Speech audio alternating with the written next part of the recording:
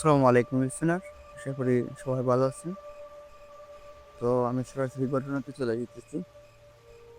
ঘটনাটি করেছে এরকম একটা কাহিনী। হ্যাঁ, একটা ছেলে যার নাম শফিক। আর শফিক নামে ছেলেটি দীর্ঘদিন ধরে সে দিনমজুরের কাজ করতো। ধরে সম্ভবত তার কাজ মিলে সিলেটের চা বাগানের দিকে। তো ঘটনাটি সিলেটের চা বাগানের মানলিচরা চা বাগান নামে পরিচিত। তো শফিক তার স্ত্রীকে নিয়ে মালনীচড়া চা বাগানে যায় নতুন কাজের সন্ধানে। তার নতুন কাজ হয়েছে মালনীচড়া চা বাগানে। তো আগে সে দিনমজুরের কাজ করতো।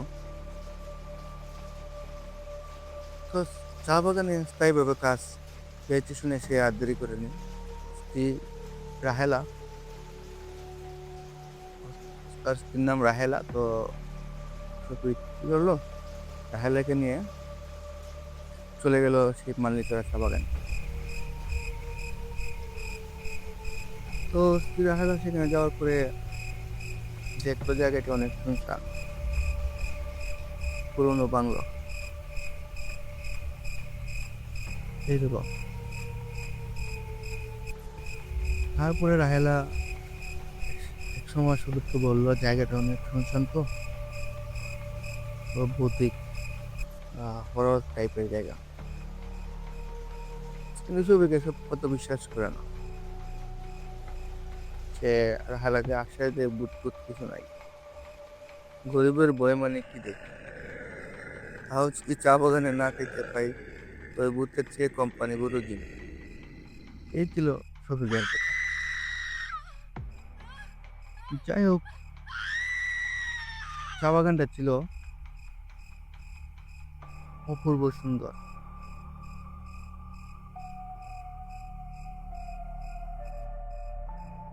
সবুজে মোড়ানো ছিল ঘন গাছপালা, তার মাঝে মাঝে পাখিদের ডাক। কিন্তু সৌন্দর্যের মাঝে কোথায় যেন এক অজানা অস্বস্তি লুকিয়েছিল। সূর্য ডুবে যেতে হঠাৎ যেন বাতাস ভারী হয়ে যায়, পেছনের গাছগুলো কেমন নড়তে থাকে অস্বাভাবিকভাবে, যেন কারো দৃশ্য দৃষ্টি সর্বক্ষণ অনুসরণ করে। কথা না বললে নয়, বাগানের এক কোণে তাদের থাকার জন্য একটি পুরনো বাংলো বাংলো বরাদ্দ করা হয়। স্থানীয়রা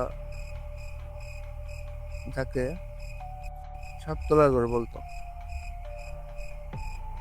বাংলোটি ছিল অনেক পুরাতন আর ভৌতিক টাইপের, অনেক পুরাতন ভিন্ন শূন্য। এ কারণে স্থানীয়রা ওটার নাম দিয়েছিল সাততলার ঘর। সাততলার ঘরের নাম শুনে রাহেলার মুখ শুকিয়ে যায়। সেভাবেই এই নামে করবে না। তখন শহীদ বলে শুধু একটা নাম দেয়, আগে নাকি এখানে সাহ দেখা যেত।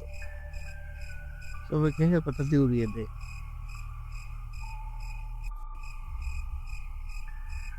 কিন্তু প্রথম রাতেই ঘরের চারদিকে ওর ঘটনা ঘটতে শুরু করে।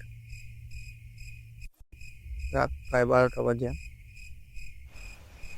শফিকের ঘুম ভেঙে যায় এক অজানা শব্দে। শব্দটা ভুলতে গেলে সাপে যে ফুসফুস শব্দ করে এরকম। তো রাতের বেলা হঠাৎ করে শফিক দেখতেছে যে বাহিরে সাপের মতন শব্দ করতেছে, ফিস ফিস আওয়াজ করতেছে। প্রথমে সে ভাবলো হয়তো সাপ হতে পারে, কিন্তু ঘরের জানালার পাশে দাঁড়িয়ে সে যা দেখে, সাপ ঠিকই এটা, কিন্তু কোনো সাধারণ সাপ না। সেটা যেন অনেকটা মোটা,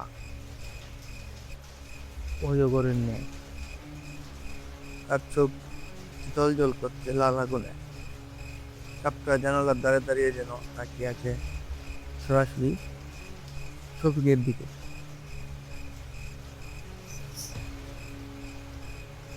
পরবর্তীতে মুহূর্তে স্মৃতি সরে যায়, কুয়াশার মতো মিটে যায় অন্ধকারে। রাহেলা তখনও ঘুমিয়ে, কিন্তু হঠাৎ সে চিৎকার করে ওঠে। আমার একটু গলা চেপে ধরতেছে, হাউ মাউ করতেছে। শফিক দূরে যায়, রাহেলার গলা ঘামে ভেজা, চোখ উঠে গেছে। সে কিছুতে তার স্ত্রীর মুখ থেকে হাত সরাতে পারছে না, যদিও কোনো হাত নেই, শুধু এক অদৃশ্য চাপ। বহু কষ্টে বিসমিল্লাহ বলে রাহেলাকে জড়িয়ে ধরে। চাপটা হালকা হয়, সেই রাতে তারা আর ঘুমাতে পারে না। পরের দিন সকালে শফিক সব ঘটনা বলে পাশে ঘুরে ঘুরে থাকা একজনের সাথে, যার নাম হরিপদ। হরিপদ তার বয়স অনেক বড়, সে এই চা বাগানে কাজ করতেছে 40 বছর ধরে। সে সব কথা শুনে গম্ভীর হয়ে যায়। তখন হরিপদ বলে, তুই ফোন করে আছিস তা জানিস? সাপতলার বাংলো, ওই ঘরখালি থাকার কথা ছিল। সেখানে সাপ কোনো সাধারণ সাপ না, ওটা রূপধারী জিন। শফিক তার কথা শুনে হেসে বলে, আপনারা শুধু ভয় দেখান, জিন টিন কিছু না। হরিপদ এবার কিছু গলায় বলে, আজ থেকে 20 বছর আগে এক লোক এসেছিল এখানে। তার বউয়ের গায়ে নাকি সাপ ঢুকেছিল। ডাক্তার পীর মোল্লা কিছুতে কিছু করতে পারে নাই। শেষে ওই বউটা এক রাতে মারা যায়। সেই দিন থেকে এই ঘরে কেউ থাকে না। কোম্পানির সাহেবরা বলেছে রাতে কিছু হলে কোম্পানির দায় নেবে না। শফিক এসব বিশ্বাস করে না, কিন্তু রাত নামলে ভয় পাততে থাকে। পাতার বাড়ি ঘর, দরজার টিকনি নিজে নিজে খুলে যায়, আর সেই কেনা সত্য তাদের সেই আওয়াজ। পরবর্তীতে রাত যত গভীর হতে থাকলো, বাতাস নিস্তব্ধ, যেন কেউ নিঃশ্বাস নিতে ভুলে গেছে। বারান্দায় দাঁড়িয়ে আছে, রাহেলা ভেতরে ঘুমানোর চেষ্টা করতেছে। বারান্দা থেকে চা বাগানে কেমন যেন একটা ঘন ছাওয়ায় জঙ্গলে মনে হচ্ছে দূরে কোথাও একটা শালের ডাক, আর তার ফাঁকে ফাঁকে আবার কি চেনা শব্দ, সাথে ফুসফুস আওয়াজ। শফিক এবার আর ভয় পায় না। আর আগে গা কাঁপে, সে হাতে একটা লাঠি নিয়ে এগিয়ে যায় বাগানের ভেতরে। চোখে মাথায় কিছু নেই, শুধু একটা তীব্র তাগিদ। সে অদৃশ্য ভয় তাকে এবং তার স্ত্রীকে রাতের হঠাৎ তাড়া করেছে, শেষ করে দিতে হবে। আর রহস্যটা কি তার জানতে হবে। তাই সে বাগানের মধ্যে যায়। মাঝখানে গিয়ে সে একটা পুরনো পাথরের খুঁট থেকে ওর পাশে ঘন পাইজার। হরিপদ তাকে অনেক আগে সতর্ক করেছিল, ওদিকে যাস না শফিক, ওইখানে ও তাকে। কিন্তু শফিক এগিয়ে যায়, লাঠির মাথায় টর্চ লাগানো, ফেলে ফেলে হাঁটে। হঠাৎ সে তার পেছনে কিছু একটা নড়ছে। সে থামে, বাতাস থেমে যায়, কাজের পাতাও নড়ে না। আচমকা তার সামনে মাথা থেকে উঠে আছে একটা বড় সাপ, কিন্তু সেটা সাধারণ সাপ না। তার মাথা ধীরে ধীরে করতে যাচ্ছে মানুষের মুখের মতো, লাল জিহ্বা লম্বা, আর ঠোঁট শব্দ করে হাসি। শফিক আতঙ্কা পেছুতে গিয়ে পড়ে যায়। সাপ কথার সামনে এসে মুখ তুলে বলে, এই জায়গা আমার, তো এখানে আসছি সেখানে। কণ্ঠটা শীতল ঠান্ডা, কিন্তু যেন এক নিপাত তার হাহাকার। শফিক ভয় পেতে লাগে। শফিক ধোয়া পড়তে থাকে। সে যতটুকু মুখস্থ ছিল আয়াতুল কুরসি, সূরা ফালাক, কিন্তু দিন হেসে ওঠে। এগুলো আমার গায়ে লাগে না। তোর স্ত্রীকে আমি পছন্দ করি, তার শরীর আমার বড় হবে। এই কথা বলে হঠাৎ সবকে হাওয়াতে মিলিয়ে যায়। শফিক বুঝে যায় ব্যাপারটা আর ছোট নয়, এটা শুধু ভয় নয়, এটা একটা দখল। তার স্ত্রীর শরীর দখল করতে চাইছে সেই সাপরূপী জিন। সে ফিরে আসে বাসায় পরের দিন সকাল। শফিক দূরে যায় হরিপদের কাছে। হরিপদে এবার আর হাসে না, শুধু বলে, এবার তোর এক কাজ করতে হবে। সে শফিককে নিয়ে যায় বাগানের একদম শেষ প্রান্তে, যেখানে বসে এক প্রজাতান্ত্রিক লাল পাখি সাদা স্তূপে গাঢ় দৃষ্টি নাম স্মারক কুটির। তাকে সব খুলে বলে তারা। তিনি মাটিতে বসে চোখ বন্ধ করে ধ্যান করেন। তারপরে নিচু গলায় বলেন, ওইখানে এক আফগান দরবেশ ছিল। মানমুতারায় বাংলাতে পাশে সে আস্থানে ছিল 100 বছর আগে। মৃত্যুর আগে তার আত্মা মাটিতে আটকে যায়, কারণ তাকে বিশ্বাসঘাতকতা করে হত্যা করা হয়েছিল।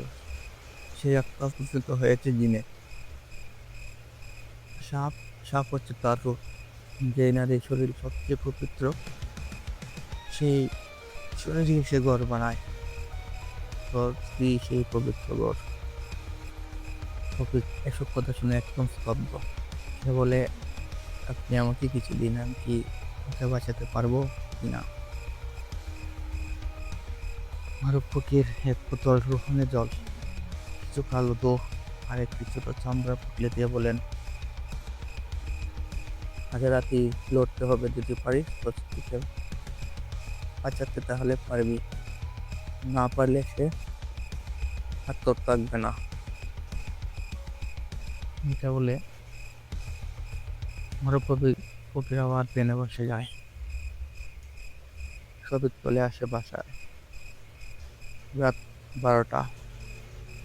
শফিক জানালার পাশে বসে চোখ জ্বালানো, পুটলির গলায় জ্বলানো রোহনের জল হাতে। রাহেলা ঘুমিয়ে, কিন্তু তার মুখ শান্ত নয়, চোখে অশান্ত ছায়া। আচমকা জানালার বাইরে আলোক খালি রঙা ছায়া ফিস করছে।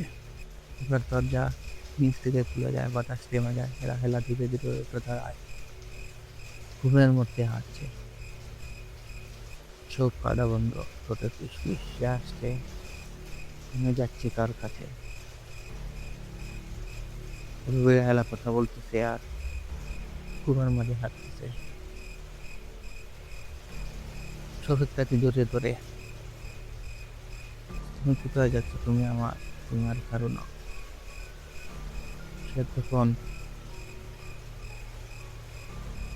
শান্তি খেতে রুহানি জ্বলছি গায়ে। হঠাৎ বাতাস চিৎকার করে ওঠে। রাহেলার মুখ বদলে যায়, ভাবে যেন কেউ ভেতর থেকে চামড়া নিচে চটপট করছে। সে উচ্চ কণ্ঠে বলতেছে, আমাকে বাধা দিবি না, তাহলে তোর আত্মা নেব আগে। সেই কণ্ঠটায় সেই দিন পুরো গল্পে ফুটে দেওয়াল ফাটতে শুরু করে। শফিক এবারের মতো পুটলি খুলে পরে দিনের মুখে দিকে চুড়ে মরে রোহানে জল। চারদিকে আগুনের মতো আলো ছড়িয়ে পড়ে, আর সেই সাবের মুক্তিকর চিৎকার, তুই আজ, কিন্তু আমি আবার আসবো। বেহালা পড়ে যায় মাটিতে, কান নিস্তব্ধ, চোখ কান হয়ে পড়ে আছে। পরের দিন সকালে শফিক আর রাহেলা সেই বাংলো ছেড়ে চলে যায়। কোম্পানিকে বলে তারা অন্য জায়গায় থাকবে। সাততলার ঘর আজও খালি পড়ে আছে।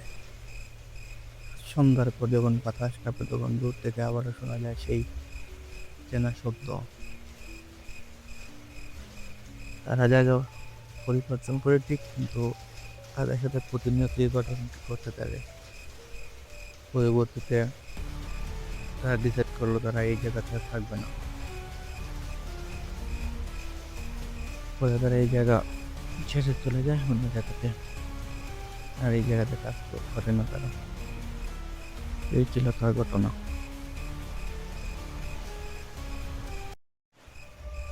আসসালামু আলাইকুম লিসেনার, আশা করি সবাই ভালো আছেন। আমি সরাসরি ঘটনাতে চলে যেতেছি। ঘটনাটি হচ্ছে রাত্রে বিকেলা যারা গাড়ি ড্রাইভ করে কিংবা রাত্রিবেলা যারা গাড়ি চালায় তাদের নিয়ে সম্পূর্ণ ঘটনাটি। আশা করি গল্পটি সবাই ভালো লাগবে। ঘটনাটি যেভাবে লেখা ঠিক সেভাবে পড়ে শোনাবার চেষ্টা করবো ইনশাল্লাহ। রাত তখন প্রায় 2টা। মাধবপুর থেকে কাস্তাগঞ্জের দিকে ধাবমান একটি পুরোনো ট্রাক হাইওয়ের উপর শব্দহীন গতিতে চলছিল। ট্রাকের চালকের নাম জাহাঙ্গীর, বয়স 40 চুই। বহু বছর ধরে রাতের রাস্তায় গাড়ি চালা এবং গাড়ি চালিয়ে তিনি অভ্যস্ত, কিন্তু আজ তার বুকের ভেতর কেমন যেন হালকা কাঁপুনি। পাশে বসা হেল্পার ছেলেটার নাম বাবুল চুপচাপ বসে আছে।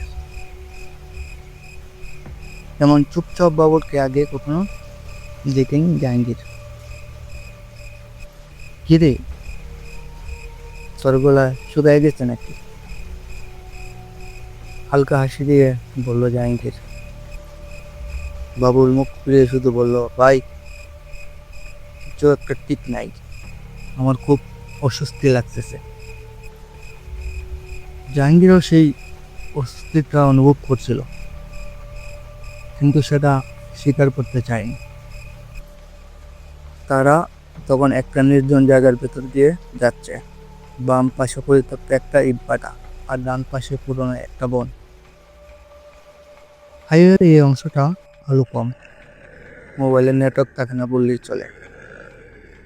হঠাৎ করে বাবুল জুড়ে চিৎকার করে উঠলো, ভাই সামনে কিসের ছায়া দেখেন।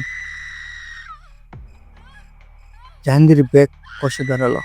ব্যাকাশে হেডলাইটের আলো দেখতে পেল রাস্তার একটা কালো ছায়া, যেন কোনো নারী মাথা নিচু করে দাঁড়িয়ে আছে। রাতের এই পাকা রাস্তায় মহিলা। জাহাঙ্গীর কাঁপা কণ্ঠে বলল। হঠাৎ সেই ছায়াটা তাকে দিকে ঘুরে তাকালো। মুখটা পরিষ্কার দেখা যাচ্ছিল না, কিন্তু ছবিতে যেন তার আগুনের মতো লাল, গভীর আর তীক্ষ্ণ। ভাই ভাই হবেন না, চলেন উল্টা চলে যায়, বাবুল কাফা গলায় বলল।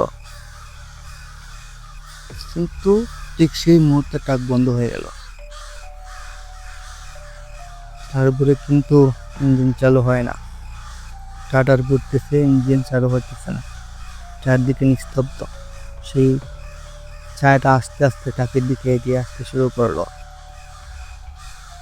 জাহাঙ্গীর মনে হলো, সে ভাবলো সে যেন চোখের সামনে তার নিজের মৃত্যু দেখতে পাচ্ছে। বাবুল দোয়া পড়তে শুরু করলো।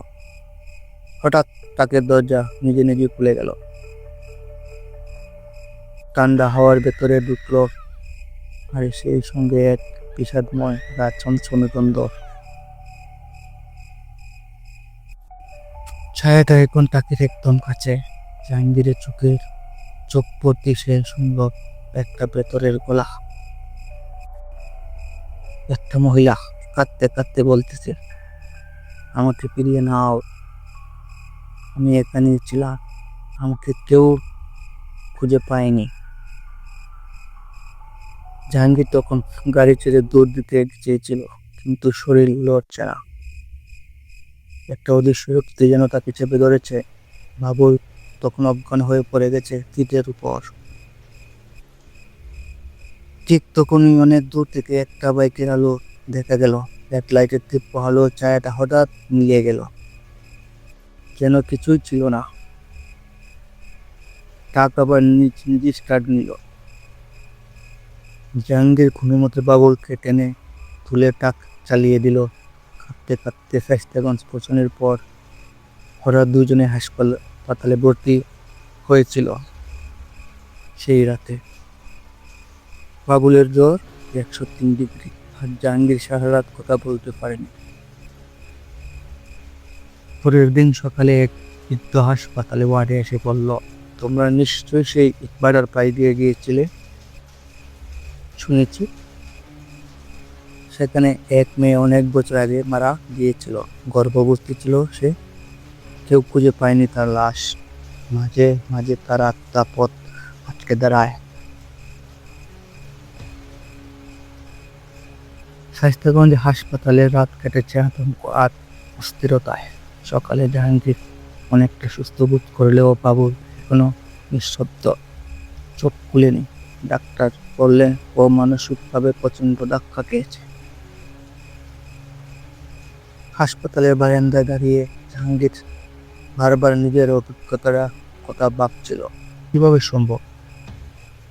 একটা ছায়া, সেই চোখ, সেই গলা, সেই হিমেল স্থলতা, যেন মৃত্যু তার খুব কাছে এসেছিল। ঠিক তখনই বৃদ্ধ লোকটা আবার এলো। এবার সে একটা ছোট বস্তা থেকে পুরনো দলিশ্বর একটা ছবি বের করে দিল জাহাঙ্গীরের হাতে। এই মেয়েটিকে চিনো? ছবিতে একজন অল্প বয়সী মেয়ে, কপালে টিপ, মুখে মায়া, কিন্তু চোখ গভীর বিষণ্ণতা। জাহাঙ্গীর কেঁপে উঠল। এই মুখটা তো ছিল গতকাল। বৃদ্ধ শান্ত গলায় বলল, ওর নাম ছিল রুসনা। এই রাস্তার পাশেই একটা ইটভাটার মজুর ছিল তার স্বামী। ওরা এখানেই থাকতো। একদিন হঠাৎ খবর এলো রুসনা হারিয়ে।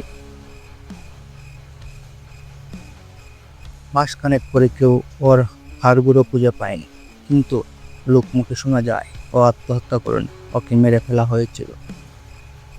জাহাঙ্গীর জিজ্ঞেস করলো, কিন্তু আমাদের পথ আটকালো কেন? বৃদ্ধ বলল, ও এখন একটা ছায়া হয়ে গেছে। সে নিজেকে হারানো বলে মনে করে। যখনই রাত গভীর হয় আর কোনো ট্রাক বা গাড়ি ওই পথ দিয়ে যায়, ও ভাবে কেউ এসেছে তাকে খুঁজিয়ে নিতে। তুমি ওর চোখে চোখ রেখেছিলে, তাই ও তোমাকে মনে রেখেছিল, মনে রেখেছে। জাহাঙ্গীর বুঝে গেল যে কোনো সাধারণ গল্প না, এটা একটা অনাগত বিপদের ইঙ্গিত। দুদিন পর বাবুল ধীরে ধীরে সুস্থ হলো। সে কিছুই বলতে চায় না, শুধু বলে, ভাই, ওই পথ দিয়ে আমি আর যাবো না। আমি ওর গলা শুনেছি, সে আমাকে জিজ্ঞেস করেছে, সে আমাকে নিজের কাছে ডাকছিল। 3 দিন পর রাতে জাহাঙ্গীর একা টাকসারি আবার সেই রাস্তায় বুকের ভিতরে দূরে দূরে কিন্তু একটা অদৃশ্য টান তাকে টেনে এনেছে। সে যেন অনুভব করেছে রুসনার আত্মা এখনো তার আশেপাশে। ট্রাক ধীরে ধীরে সেই বাড়ার পায়ে দিয়ে এগিয়ে গেল। এবার রাস্তা যেন আরো নির্জন, আরো নীরব। ঠিক যেখানে আগের বার ছায়াটা দাঁড়িয়েছিল, সেখানে আবার কোনো ছায়া নেই। কিন্তু হঠাৎ রেডিও নিজে থেকে চালু হয়ে গেল। চ্যানেল নেই, শুধু পিস পিস আওয়াজ। তারপরে এক কর্কশ কণ্ঠস্বর, তুমি ফিরেছ? এবার কি আমাকে নিয়ে যাবে? জাহাঙ্গীরের হাত পা ঠান্ডা হয়ে গেল। সে জারিং চেপে ধরল। তুমি কি চাও? এক শীতল বাতাস তার পাশ ঘিরে ফেললো টাপটাকে। জানালার পায়ে হঠাৎ একটা মুখ ভেসে উঠল। রুসনা, চোখে কান্না, কপালে রক্ত, দুধ পাটা, কিন্তু মুখে একটা অদ্ভুত প্রশান্তি। আমার শরীর ওই বাড়ার পাশে পুঁতে রেখেছে। আমাকে যেন কেউ দেখতে না পায়, তাই তারা মাটি চাপা দিয়েছে। আমি শুধু চাই কেউ আমার হাড্ডি গুঁড়াগুলোকে কবর দিক। আমি শুধু শান্তি চাই। জাহাঙ্গীর হঠাৎ সাহস নিয়ে টাক থামালো। ঢাক থেকে একটা লাইট নিয়ে সে ইটভাটায় পরিত্যক্ত জায়গার দিকে নামলো। সেখানে একটা জায়গা অনেক উঁচু করে মাটি দেওয়া, যেন সত্য চাপা দেওয়া হয়েছে। হঠাৎ একটা কাক চিৎকার দিয়ে উড়ে গেল। জাহাঙ্গীর উঠতে লাগলো। কয়েক মিনিটের মধ্যে মাটির নিচ থেকে বেরিয়ে এলো কিছু হাড়, পচা কাপড় আর একটা টিপ। সে থমকে দাঁড়ালো। আর গোড়ার মাঝে একটা পয়সা পড়েছিল। 1 টাকার পুরনো পয়সা, মাঝখানে পুঁতো, যা রোশনা সবসময় গলায় পড়তো।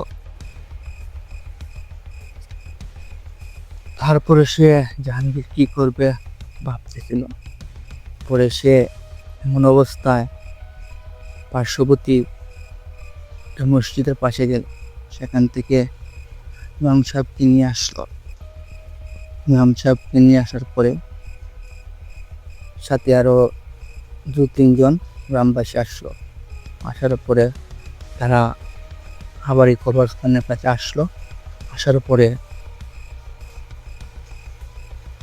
রোশনার হাড়গুলো যেসব জিনিস পেয়েছে পচা গলিত অবস্থায়, এগুলো তারা ইসলামী নিয়মে দাফন করলো। এরপর রাতে ফেরার সময় ট্রাক চলছিল খুব শান্তভাবে, কিন্তু এক সময় পেছনে আয়নায় সে দেখতে পেল রোশনা দাঁড়িয়ে, মুখে একটুখানি হাসি, তারপর ধীরে ধীরে মিলিয়ে গেল।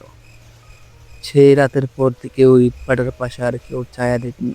বাবুই সুস্থ হয়ে আবার কাজে ফিরেছে, তবে সে এখন দিনে গাড়ি চালায়। আর জাহাঙ্গীর, সে এখনো মাঝে মাঝে বলে, সব ভূত খারাপ না, কেউ কেউ শুধু একটু শান্তি চায়। এই ছিল রাতে গাড়ি চালানো ড্রাইভারের জাহাঙ্গীরের ঘটনা। আমি পরবর্তী ঘটনাতে চলে যাচ্ছি। ঘটনাটা হচ্ছে টান বানিয়াচং কবিরাজ, সময় 1975 সাল। বানিয়াচংয়ের একটি প্রাচীন গ্রামে বাস করতেন এক বিখ্যাত ফকির বাবা। নাম ছিল তার মাওলানা কাদের ফকির। তিনি ছিলেন অলৌকিক ক্ষমতার অধিকারী, এমনটাই বিশ্বাস করত গ্রামের মানুষ। কেউ বলে তিনি নাকি জিন ধরতেন, কেউ বলে তিনি মৃতদের সঙ্গে কথা বলতে পারতেন। তবে সব থেকে ভয়ঙ্কর কাহিনী শুরু হচ্ছিল তার এক শিষ্যকে নিয়ে। সেই ছেলেটির নাম ছিল রোহিত, গ্রামের অনাথ ছেলে। ফকির বাবা তাকে নিজের কাছে রাখতেন। ধীরে ধীরে তাকে শিখিয়ে দিয়েছিলেন যার ফোক, তাবিজ, কবচ, এমনকি আত্মা ডাকার গোপন মন্ত্র। দেখতে দেখতে অনেক দিন পেরিয়ে গেল। রহিম অপারদর্শী হয়ে উঠল মন্ত্রতন্ত্রে, তাবিজ, কবচে। এক রাতে ফকির বাবা ঘুমিয়ে পড়ার পর রহিম চুরি করে তার বইয়ের তলে থেকে এক পুরনো হাতের লেখা খাতা নিয়ে পড়তে শুরু করলো। খাতাটি লেখা ছিল এক নিষিদ্ধ তান্ত্রিকের মন্ত্র, কালডাগের বিদ্যা। সেই বিদ্যা ব্যবহার করলে মৃতদের আত্মা ডেকে আনা যায়। রহিম সে রাতেই এক পুরাতন বট গাছের নিচে বসে সেই মন্ত্র পড়ে ফেলে। ঠিক মধ্যরাতে হঠাৎ পুরো গ্রামে জ্বর উঠে যায়, বাতাস ছুটে আশেপাশে শুয়োপোকার গন্ধ কুকুরের এক চোখ চিপকান করতে থাকে। যারা ফকির বাবার ঘরের পাশে ছিল, যারা ফকির বাবার ঘরের পাশে থাকতো, তারা দেখে ঘরের ভেতরে আগুনের মতো লাল লাল আলো জ্বলছে, আর রহিমের কণ্ঠে যেন কারো আর্ত চিৎকার মিশে গেছে। সকালবেলায় ফকির বাবা মৃত্যুবরণ করেন। রহিমকেও খুঁজে পাওয়া যায় বট গাছের নিচে, মৃত, চোখ খোলা কিন্তু মৃত। মুখে ছিল এক অদ্ভুত হাসি এবং জিভটা কামড়েছিল সে নিজেই। তারপর থেকে প্রতি বছর ঠিক সেই রাতে গ্রামের লোকেরা বট গাছের নিচে রহিমের ছায়া দেখতে পায়। কেউ কেউ বলে ভোরের আগে সেই জায়গায় গেলে কানে কণ্ঠস্বর ভেসে আসছে। কেউ কেউ বলে রাতের বেলায় সেই বট গাছের নিচে গেলে অদ্ভুত কিছু শব্দ ভেসে আয়। আমি ভুল করেছিলাম।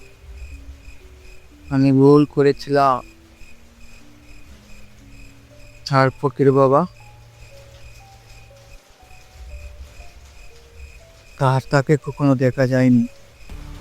তবে মাঝে মাঝে রাতে কেউ কেউ বলে গ্রামের কবরস্থানের পাশ দিয়ে গেলে এক লোক বসে বসে আরেকজনকে কিছু শেখাচ্ছে। মাথায় ফকিরের মতো পাকড়ি, কিন্তু মুখটা কুয়াশার মতো স্পষ্ট, ভালোভাবে দেখা যায় না।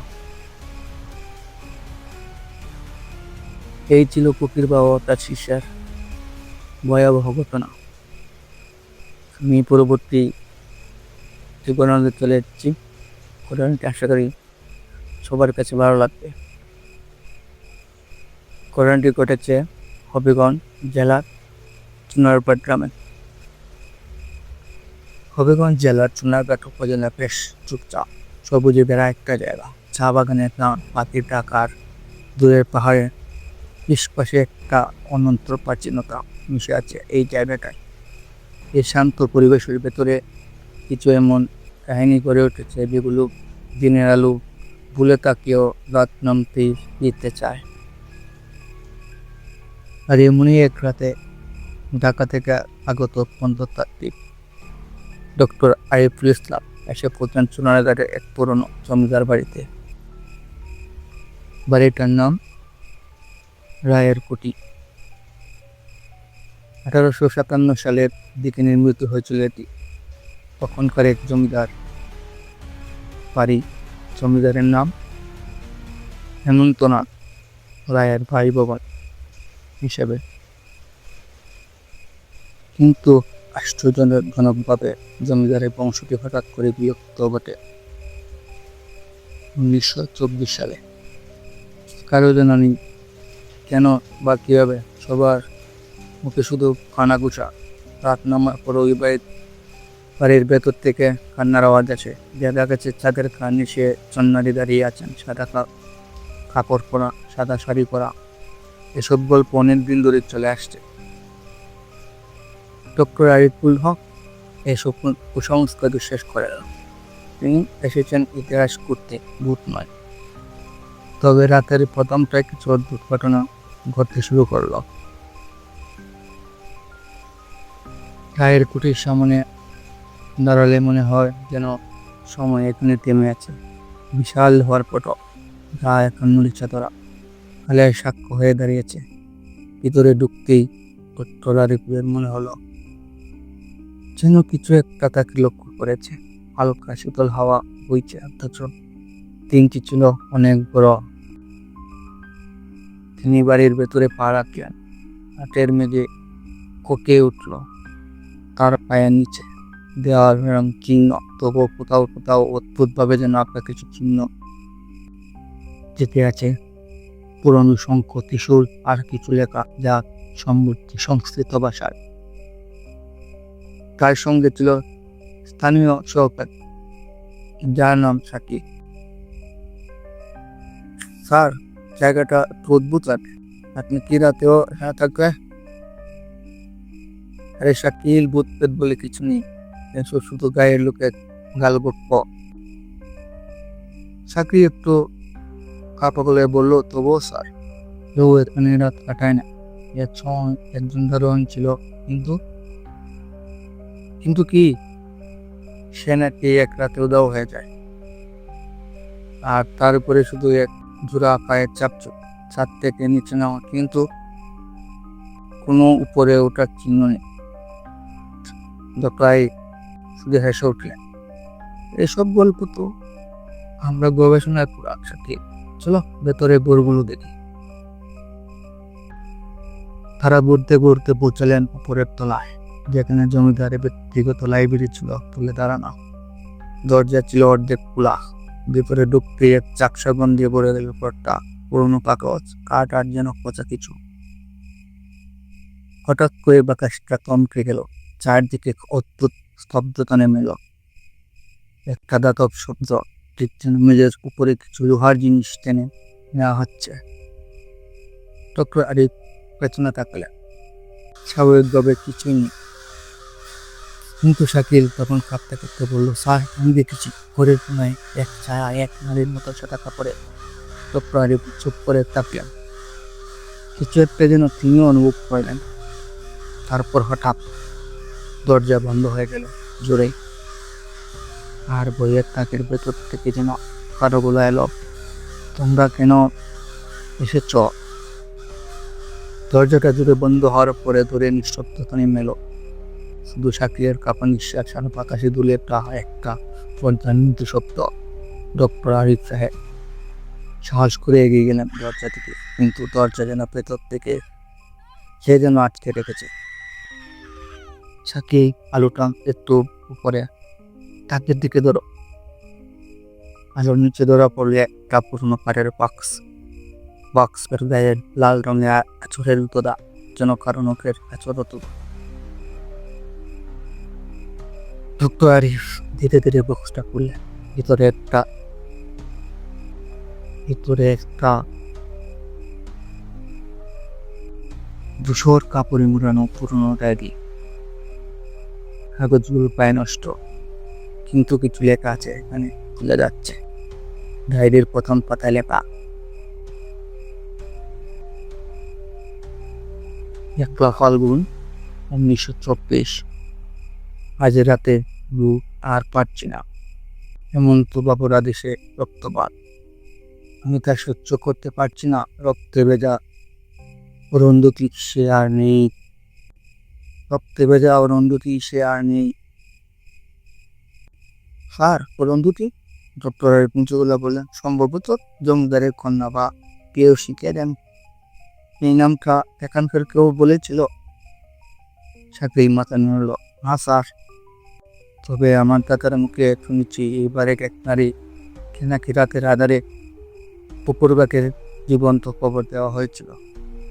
কেউ বলে সে নিজে বিষকে মরেছে, কেউ বলে জমিদার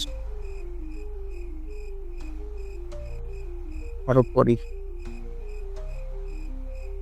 ডায়েরির পরের পাতায় লেখা, 3 রাত ধরে অরুন্ধতির আত্মা আমার ঘুম কেড়ে নিয়েছে। চাঁদের করিডোরে হেঁটে বেড়ায় সে খালি পায়ে, কখনো হাসে কখনো কাঁদে। হেমন্ত বাবু পাগল হয়ে যাচ্ছে। তিনি বলছেন, ও আমার মত, ও আমার সর্বনাশ। ডক্টর আরিফ শুকিয়ে গেল। এই তারিখ শেষ হচ্ছে 21 ফাল্গুন, ঠিক যেদিন হেমন্ত রায়ের পুজো হয়। হঠাৎ করে জানালা দাতব শব্দ। আলো পেলে দেখা গেল জানালার বাইরে নারী, মুক্ত আকাশে কিস্তি পাকা দূর থেকে গড়িয়ে পড়েছে কারো জুতো। তারপরে সদৃশ্য সাকির চিৎকার করে উঠল, স্যার চলুন এখান থেকে বের হই। কিন্তু তখন ঘরের থেকে ভেসে এলো সেই কণ্ঠস্বর, ডায়েরিটা ছেড়ে দাও, আমার ব্যথা চেয়ে গেল না। ডায়েরিটা ছেড়ে দাও, আমার ব্যথা চেয়ে গেল না। ঘরটা যেন ধীরে ধীরে জমে আসছে। শুকল ভারী হাওয়া যেন জমাট পাচ্ছে ডক্টর আরিফ আর সাকিরের চারপাশে। বাইরের চা বাগানে কাবিয়েরা রাতের আকাশে সুর মিলিয়ে দূরে শেয়ালের ডাক শোনা যাচ্ছে, যেন কারা কাঁদছে। ডায়েরির শেষ কথায় লেখা ছিল, আজ রাতই শেষ। অরুন্ধতী আবার এসেছিল, বলেছে সে আমাকে নিয়ে যাবে। আমি জানি আমি আর বাঁচব না। হেমন্ত বাবু গোপনে ঘরে যজ্ঞ করেছে, বলেছে আত্মা বেঁধে রাখবো, কিন্তু আত্মা কি কখনো কারো বাঁধানো থাকে? এই লেখার নিচে রক্তের চাপ। আর ডায়েরির শেষ বাক্য, আমার গলায় ছায়া নামছে, আলোর মধ্যে ঘোর অন্ধকার। হঠাৎ একটা শব্দ, টক টক টক। মাঠের দিকে কেউ যেন কাঠের বাতি ঢুকছে। স্যার, কেউ যেন বাইরে হাঁটছে। আরিফ কাপাবেলা বললেন, না সাকিব, কেউ না, এটা ওই আত্মা। ঘরের বাহিরে করিডোরে তারা ছুটে গেলেন। গাছের ছাদের আলো ফেলে দেখা যাচ্ছিল একটা সাদা শাড়ি পরা নারী ধীরে ধীরে চলে যাচ্ছে কুটিরের পেছন দিকে, এখানে ছিল পুরনো পুকুর ঘাট। স্যার, এটা কি অরুন্ধতী? চলো তাকে অনুসরণ করি। পেছনে পুকুর ধারে গিয়ে তারা দেখতে পেল পাথরের শিরের নিচে কারা যেন পুড়ে রাখা মাটি। সেখানে দাঁড়িয়ে আছে সেই নারী, তার পা নেই, শুধু হাঁটু পর্যন্ত চার মতো জাফরা হয়ে গেছে। সে কাহিলকে বলল, সে আবারও বলে, আমি কিছু চাইনি, শুধু ভালোবাসা। জমিদার আমায় বন্ধ করে দিয়েছিল এই পুকুর ঘাটে জীবন্ত, আর আমার আর্তনাদ কেউ শুনেনি। আর চোর দুটো এখন শুধু পাকা, নানা সময়ের অভিশাপ যেন জমাট বেঁধে আছে সেখানে। ডক্টর আটেক বললেন, তুমি মুক্তি চাও? পরে অন্ধতির আত্মা ধীরে ধীরে মাথা নেড়ে বলল, দাদিটা পুকুরে দাও, একাই আমার জ্বালা। ডক্টর আরিফ গাড়িটা হাতে নিলেন, কিন্তু তখনই পেছন থেকে কণ্ঠ এলো, না, ওটা দিও না, আমি তাকে এখানেই চেয়েছি, আমার চিরন্ত উপহাস, অরুন্ধতী আমার, মৃত্যু পরও আমার। এক বিকট ঝাপড়ায় পুকুরের পাশের ছায়া ঘন হয়ে উঠল। এবার আর অরুন্ধতী নটা, হেমন্তনাথ রায়। মৃত্যুর পরেও সে আটকে আছে। সে চোখ এলো ডায়েরির দিকে, আরিফের হাত থেকে কেটে মুখে ডায়েরিটি। একটা পেশা পিল ছিটকে পড়লো পুকুরের পাড়ে। ডক্টর আরিফ চিৎকার করলেন, তোমার অধিকার শেষ, অতীতের ফাঁক আর ভবিষ্যতের পথে থাকবে না। আর তিনি ডাহিকা চুড়ে দিলেন পুকুরের গভীর জলে। জলদাত করে কেটে উঠল, যেন পুকুরটা চিৎকার করে উঠল একসাথে। অন্ধকে ধীরে ধীরে মিলিয়ে যেতে লাগলো যাদের আলোর মধ্যে। আর সেই চা হেমন্ত নাক দুর্নীতি ডুবে গেল। তারপরে আবার নিস্তব্ধতা, শুধু দূরে একটা চড়ুই পাখি রাখছে, আর গায়ের কুড়ির পেছনে দাঁড়িয়ে ডক্টর আরিফের চোখে জল। তোমার গল্প আমি প্রথম যদি সেটা প্রকাশ পাবে। ডক্টর আরিফার সাথে সেই রাতে আর কুটিতেটা খুব সকালে সূর্য টায় বেরিয়ে গেল। বাড়িটা দরজা চুপচাপ বন্ধ হয়ে যায় পিছনে, যেন রায়ের কুটি অক্লান্ত হয়ে রুমের পর কেন্দ্র আগে তারা কামগান হদওয়ান শহরের পুরাতন লাইব্রেরি, যেখানে পুরনো জমিদারের ইতিহাস নিয়ে কিছু রেকর্ড ছিল। লাইব্রেরিতে আটকাটবে করে করতে করতে তারা খুঁজে পেলেন 1925 সালের একটি খবরের কাগজ। রহস্যের নম্বর দাও, হেমন্ত নয় পাখে আতঙ্ক, সঙ্গে একটি প্লান ছবি। তবে ছবির পেছনে কেউ একটি লাও কালি দিয়ে লিখে রেখেছিল, প্রথম দুটিকে ভুলে যাওয়ারা। সে এখনো রক্তাক্ত। সাক্ষী বলল, স্যার, আপনি গাড়িটা কুকুরে ফেলেছেন, তাহলে এটা কে লিখলো? আরিফ সত্যি মাথা নেড়ে বলল, হয়তো সব শেষ হয়নি। ঢাকা ফেরার পর 3 রাত আর ঘুমাসা, হাতে গুছানোর পাশে দাঁড়িয়ে থাকায় আগে দেখতে পান তিনি চোখে পাখা দৃষ্টি, মুখে অভিমান, আর তার ঠোঁট কাঁপে। আমার গল্প বলা শেষ হয়। প্রথমে মনে হয়েছিল ক্লান্তি, কিন্তু প্রতি রাতের ঘুমের সময় খেয়ালে চা দেখা যায় বইয়ের তাকতির উপরে যাওয়া ডায়েরি, অথচ তিনি সেটা নিয়ে আসেননি।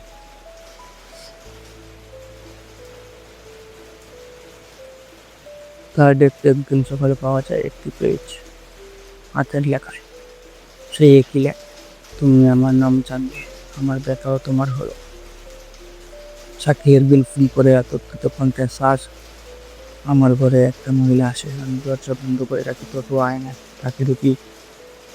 তখনই তারা বলছেন রায়ের কোটির সঙ্গে সম্পর্ক শেষ হয়নি, ডায়েরি জ্বলে গেল, তার গল্প বেঁচে আছে, এবং যতদিনে না সেই কাহিনী পূর্ণভাবে বলা হয়, আত্মা শান্তি পাবে না।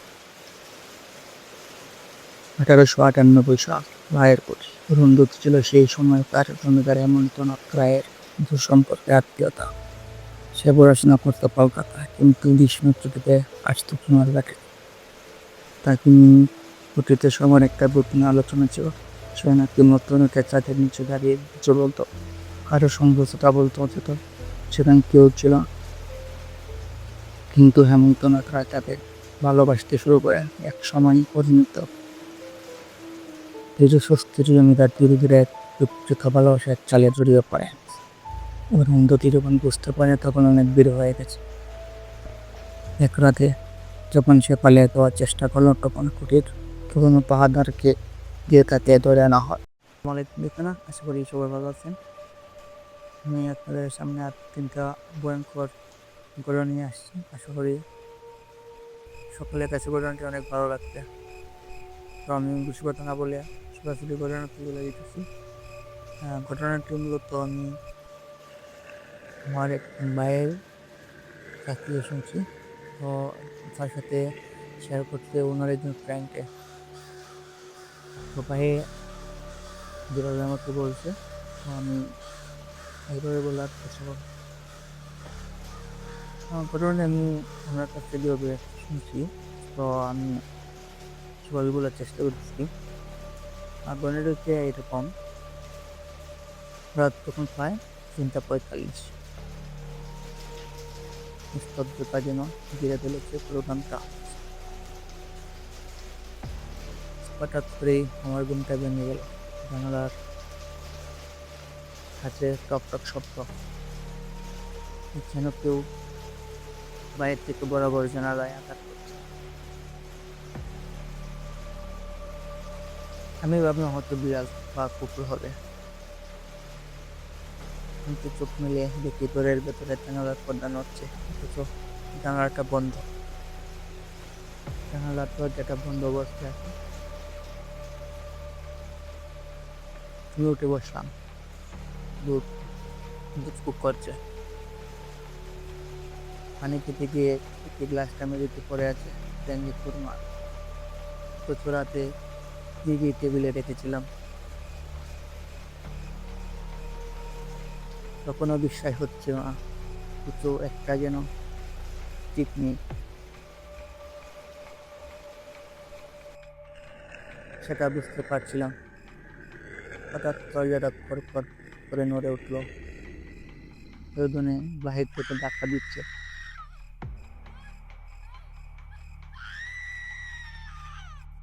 তারপরে আমি সাহস করে দরজার কাছে গেলাম, খুলতে হিমেল বাতাসের চাকটা, কিন্তু বাইরে তো কেউ নেই।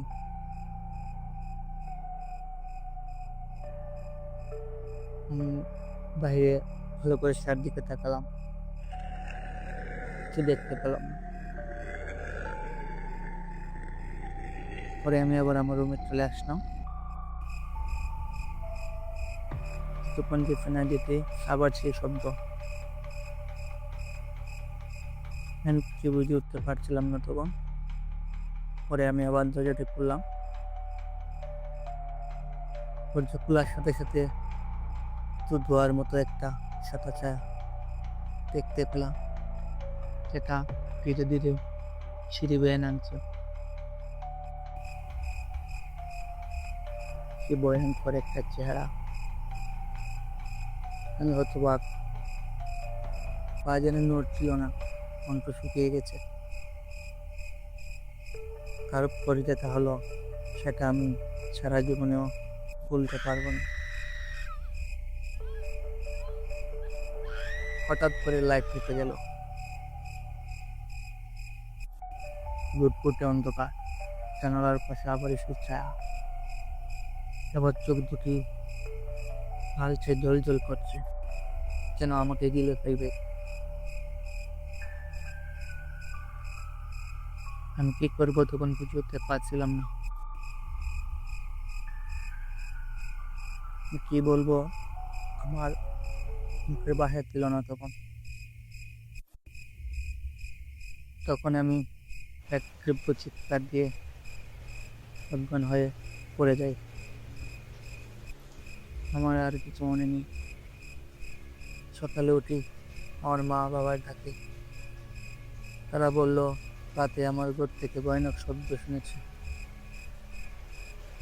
ঘরে এসে থেকে আমি মেঝেতে পড়ে আছি। ঘরের সব কিছু লণ্ডভণ্ড, তছনছ হয়ে পড়ে আছে। জানালা খোলা, আর দেয়ালে লেখা, তোর সময় শেষ। আজও আমি বুঝতে পারিনি সেদিন যা ঘটেছিল তা ছিল স্বপ্ন না সত্যি ভূতের আক্রমণ। কিন্তু একটা কথা আমি জানি, রোজ ৪টার আগে আমার থেকে আজও আমি ভয় পাই। আমার শুধু একটা কথাই বারবার মনে পড়ে, তোর সময় শেষ। যদি ঘটনাটি কাল্পনিক বা স্বপ্ন হতো, তাহলে দেয়ালে লিখে যাওয়া সেই কথা কে লিখত? সে উত্তর আমি আজও পাইনি। এ ছিল তার ঘটনা। যদি ঘটনাটি সবার কাছেই ভালো লাগবে। রাত্রিবেলা তো এমনটা হয়, হতেই পারে, স্বাভাবিকের কিছু না।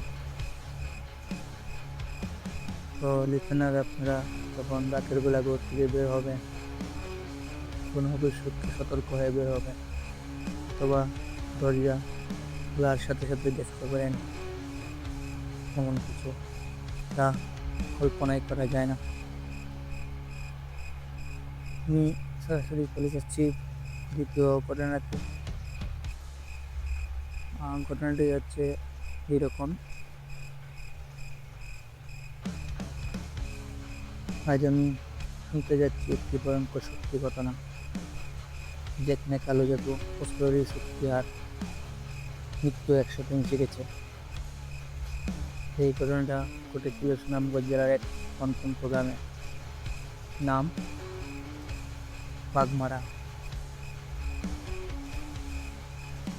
ঘটনাটির মূল চরিত্র, তার নাম আবির। আবিরের বয়স তখন ৩০ বছর, পেশায় একজন প্রাইভেট টিচার। হঠাৎ তার জীবনে শুরু হয় একের পর এক অদ্ভুত ঘটনা, যেমন ঘুমের মধ্যে হাঁটা, নখে ফেনা, উঠে যাওয়া, বাড়ির দরজা জানালা নিজের থেকে বন্ধ হয়ে যাওয়া, খুলে যাওয়া, কেউ যেন তাকে দেখছে, কেউ যেন তাকে তাড়া করছে। অস্বাভাবিক ঘটনা ঘটতে থাকে প্রতিনিয়ত তার সাথে। রাতের বেলা সে ঘুমন্ত অবস্থায় একাই যেন তার সাথে কথা বলে, একাই ঘর থেকে বের হয়ে যেতে চায়। এভাবেই কিছুদিন চলতে থাকে। এক রাতে তার মা দেখেন আবির বারান্দার কোণে বসে কাঁদছে। কাছে যেতে সে বলে, মা, ওরা এসেছে, আমাকে নিতে এসেছে, আমি পালাতে পারবো না। তার মা হতবাক, কি হয়েছে? সে পুনরায় বলে, আমাকে নিতে এসেছে, আমি পালাতে পারবো না। পরের দিন আবিরের মা তার বাবাকে বিষয়টি বলেন, আবিরের বাবাকে। টাকা হয় এক গুণিনকে, তিনি বাড়িতে ঢুকে বলেন, আরো কুদৃষ্টির জাদু লেগেছে আবিরের উপর।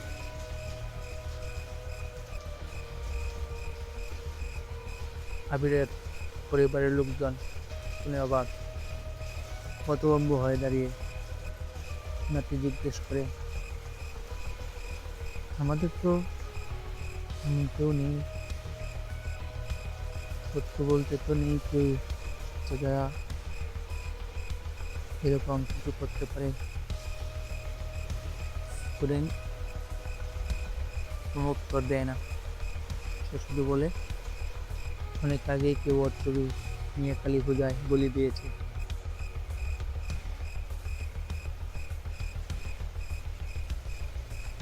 এখন কি করা যায়?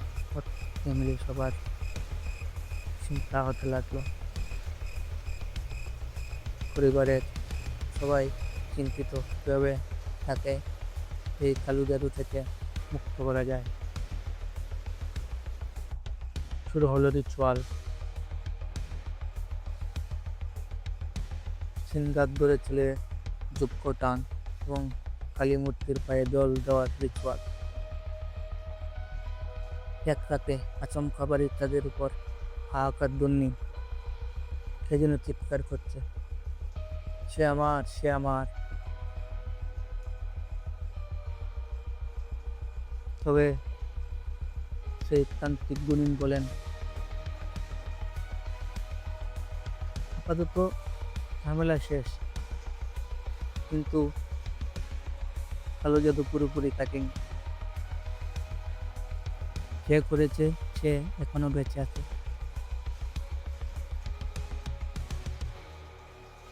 আবিরকে এই গ্রাম ছেড়ে অন্যত্র পাঠিয়ে দাও, হয়তো পরবর্তীতে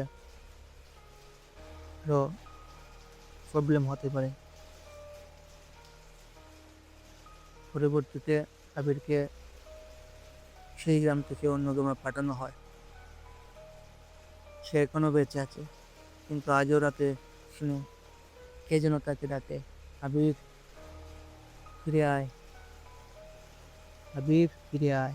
আমি পরে অপেক্ষায় বসে আছি। এই ছিল তার ঘটনা, কিন্তু লিসেনার মানে এক কথায় থেকেই যায়।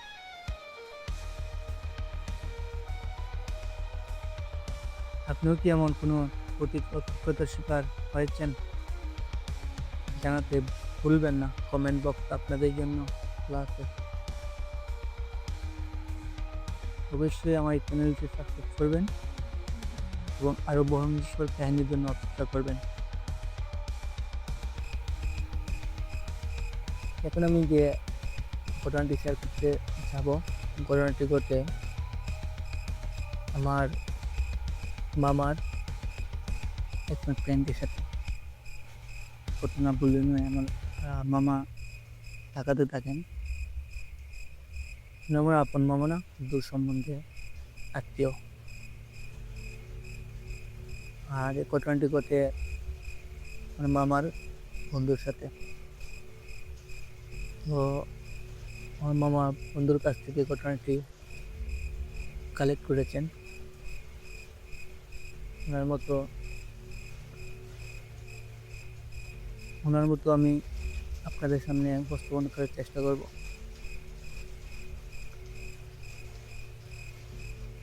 ওনার বন্ধুর নাম রাকি।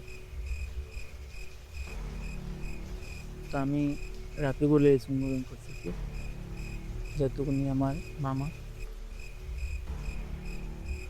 ঢাকায় একটা ছোট্ট অ্যাপার্টমেন্ট দেখা থাকে। অফিস থেকে ফিরে ক্লান্ত শরীরে রাত 12টার দিকে ঘুমিয়ে পড়ি। সারাদিন অফিস করার পর শরীরটা অনেক ক্লান্ত, অনেক ক্ষুধার্ত, অনেক ঘুম পাচ্ছিল আমার। তাই আমি রাতে খাওয়া দাওয়া না করে শুয়ে পড়ি। ঠিক রাত 3টা বাজে, 3টা বা 2টা মাঝে মাঝে হবে। মোবাইলে ফোনটা বেজে উঠল। নম্বরটা নো কলার আইডি। ভাবলাম নো কলার আইডিতে আননোন নাম্বার, এত রাতে কে কল দিল? অফিসের কাউকে এত রাতে কল দেওয়ার কথা না, তাও আবার নো কলার আইডি। আমার কেমন যেন গা চমচম করে উঠল। তারপরে ফোনটা ধরলাম। ফোন ধরা মারতেই শুনি এই ফ্ল্যাটটা আমার ছিল, কে আছে ওখানে? এই ফ্ল্যাটটা আমার। আমি কাপড় গলায় বললাম, কে আপনি? কি বলছেন এসব? কোনো উত্তর নেই। হঠাৎ কেটে গেল লাইন। আমিও শুয়ে পড়লাম। ভাবলাম অথবা কেউ নাম্বারে কল দিয়েছে, কি পারে। কিন্তু তারপরেও করে একটা সংগ্রহ থেকে যায়। প্রতিদিনের ন্যায় আমি অফিসে গেলাম। অফিসে গিয়ে তো আমার বারবার কাঠের খোলের কথা মনে হচ্ছিল। ফোনটা হাতে নিলাম চেক করার জন্য কল লিস্টটা।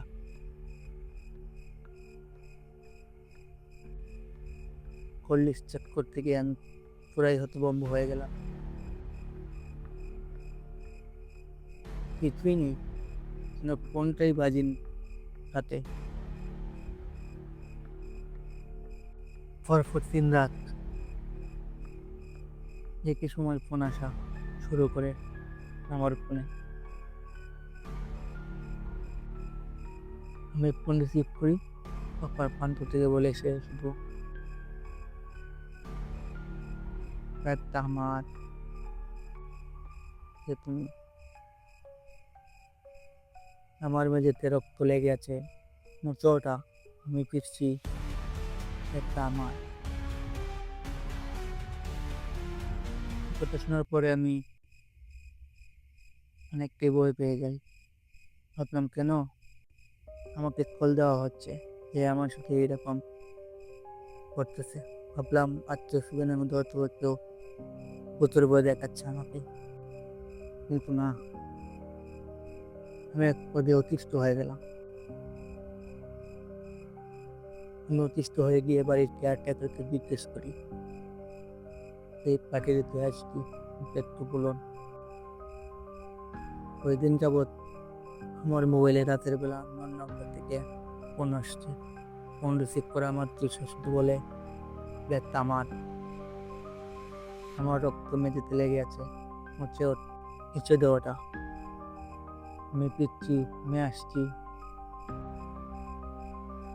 তখন কেয়ারটেকার জানায় এই পেটের নির্মম ভয়ঙ্কর কাহিনী। সে জানায় 2 বছর আগে এই করে একজন বৃদ্ধা আত্মহত্যা করছিলেন। কেউ তার ডেড বডি চিন্দির মোড় খুঁজে পেয়েছিল। সেই রাতে ঠিক 3টার সময় তার আত্মা পেটে ঘুরে বেড়ায় এমন গুঞ্জন আছে। শোনা যায় ওই বুড়ির আত্মা রাত 3টা হলে সেই পেটের চারদিকে ঘুরে বেড়ায়। শেষের রাতে আমি ফোনে বলে করলাম, তুমি যা, আমি ভয় পাই না।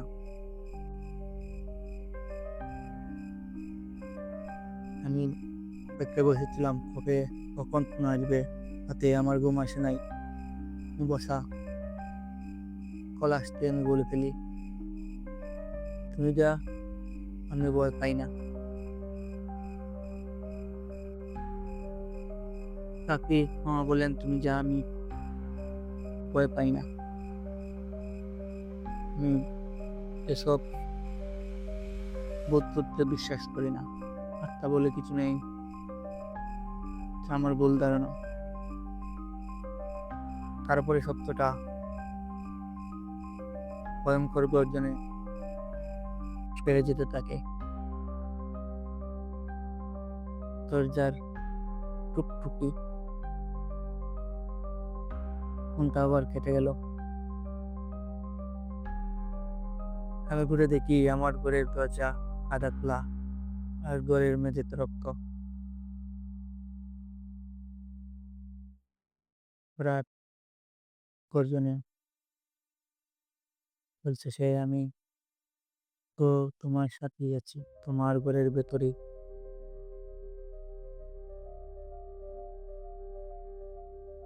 একই অবস্থা, যখন নাজেহাল, সে কি করবো করতে ভেবে উঠে পারছিল না।